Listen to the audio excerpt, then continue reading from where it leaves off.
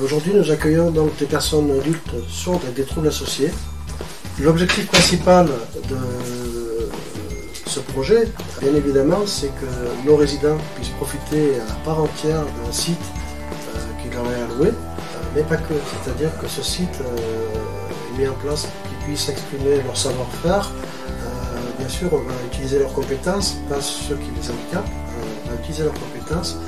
Et l'idée, c'est que vraiment, ils puissent donner à voir qu'ils sont en capacité d'accompagner l'ouvrier agricole, de s'occuper des animaux. Dans les situations de crise, par exemple, on a eu beaucoup d'exemples avec les lapins géants, où on a vu des résidents qui étaient très énervés, très excités, et le simple fait de leur mettre le lapin à proximité détournait le problème de la personne qui était accompagnée, et du coup consacrer des caresses au lapin et le conflit s'annulait. Au niveau des pathologies, elles sont multiples et variées, et aujourd'hui donc cet espace que nous créons, l'espace de la ferme, nous permet aussi de dissocier un peu les problématiques et de faire en sorte que les personnes puissent s'épanouir dans des espaces plus adaptés. La personne pédagogique, pour nous, c'est prendre en compte la dimension du temps, c'est-à-dire semer, planter et petit à petit voir pousser, et en finalité voir récolter et peut-être consommer ce qu'on a semé.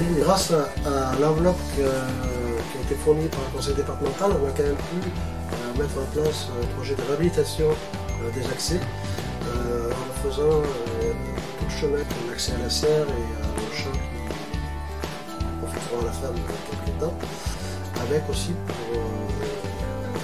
l'objectif de créer un petit plan d'eau de 200 mètres carrés environ pour avoir accès après avec les résidents.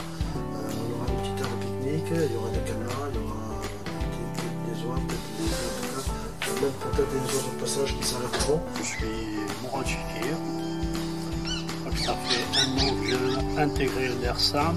En arrivant, j'ai vu tout le potentiel qu'avait cette ferme. Le moteur dans tout ça, c'était les résidents, parce que c'est eux, comment dirais-je, l'épicentre de ce projet. Je vois dans ce projet un grand espoir.